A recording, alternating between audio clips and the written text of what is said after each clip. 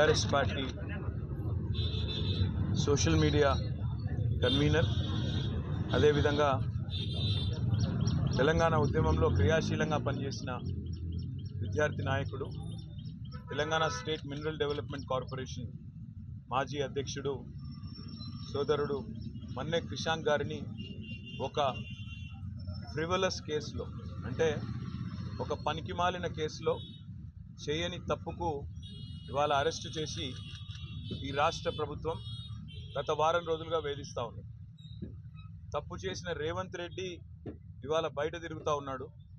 Forgery చేసి Osmania chief warden యొక్క లెటర్ను forgery చేసిన క్రిమినల్ ఏమో ఈ రాష్ట్రానికి ముఖ్యమంత్రి, కానీ అసలు నోటీస్ని బయటపెట్టిన క్రిషాంక్నేమో ఈరోజు చెంచల్గూడ జైల్లో పెట్టినారు. దీన్ని బట్టే చెప్పవచ్చు ఈ రాష్ట్రంలో వ్యవస్థ ఎట్లా పనిచేస్తూ ఉంది, ఈ రాష్ట్రంలో ప్రభుత్వ పనితీరు ఎట్లా ఉందో దీన్ని బట్టే చెప్పవచ్చు. ఇవాళ ఈ రాష్ట్ర ముఖ్యమంత్రిగా ఉన్న రేవంత్ రెడ్డి గారిని నేను అడుగుతా ఉన్నా, క్రిషాంక్ కనుక పెట్టిన సర్క్యులర్ తప్పైతే నేను ఇదే చెంచల్గూడ జైల్లో నేను జైలుకి పోతాను.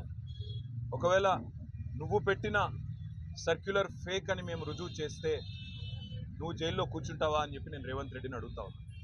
సిగ్గు లేకుండా చేసింది ఒక వెధవ పని, మళ్ళీ మీదుగా ఇవాళ మా సోదరుణ్ణి జైల్లో పెట్టి ఈ రకంగా ఇబ్బంది పెట్టడం, ఈ రకంగా కావాలని ప్రభుత్వంలో ఉన్నానని చెప్పి అధికార మదంతో అధికార యంత్రాంగాన్ని అడ్డం పెట్టుకునేదైతే చిల్లర రాజకీయం చేస్తున్నాడు రేవంత్ రెడ్డి. తప్పకుండా ప్రతిదానికి కూడా బదులు చెప్పే టైం వస్తుంది, ప్రతిదానికి కూడా మిత్తితో సహా చెల్లించే టైం కూడా వస్తుంది. ఒకటి మాత్రం పక్కా, ఇప్పుడే క్రిషాంక్ గారిని కలిసినాను నేను. చాలా ధైర్యంగా ఉన్నాడు, చాలా నవ్వుతూ చిరునవ్వుతో చెప్తున్నాడు, ఏం కాదన్నా, నాకేం పర్వాలేదు, నాకు ఉద్యమము కొత్త కాదు, కేసులు కొత్త కాదు, ఏం పర్వాలేదని చెప్తున్నాడు. చేయని తప్పుకు ఇవాళ వారం రోజులు జైల్లో ఉన్న ఆయనలో ధైర్యం మాత్రం సడలేదు.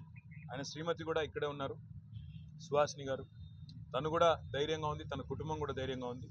నేను ఈ ప్రభుత్వాన్ని నేను డిమాండ్ చేస్తూ ఉన్నా, చేసిన వెధవ పనికి ఇప్పటికైనా క్షమాపణ చెప్పి వెంటనే క్రిషాంక్ని విడుదల చేయండి. లేదా నిజంగానే రేవంత్ రెడ్డి నీకు దమ్ముంటే నువ్వు ముందుకు రా, ఎక్స్పర్ట్స్ ముందు పెట్టు, నువ్వు పెట్టిన సర్క్యులర్ పెట్టు, క్రిషాంక్ పెట్టిన సర్క్యులర్ పెడదాం, ఏది ఒరిజినల్లో తెలుద్దాం, ఏది డూప్లికేటు, ఏది ఫోర్జరీ తెలుద్దాం, ఆ తర్వాత ఎవరు చెంచల్గూడలో కూర్చోవాలో కూడా తెలుద్దామని చెప్పి కూడా నేను రాష్ట్ర ముఖ్యమంత్రిని, ఈ రాష్ట్ర ప్రభుత్వాన్ని డిమాండ్ చేస్తూ ఉన్నా. ఇకనైనా బుద్ధి తెచ్చుకొని, ఇకనైనా సిగ్గు తెచ్చుకొని, చేసిన తప్పును సరిదిద్దుకొని మరి వెంటనే క్రిషాంక్ని విడుదల చేయాలని చెప్పి కూడా నేను డిమాండ్ చేస్తాను. For more videos like this, subscribe Big TV channel.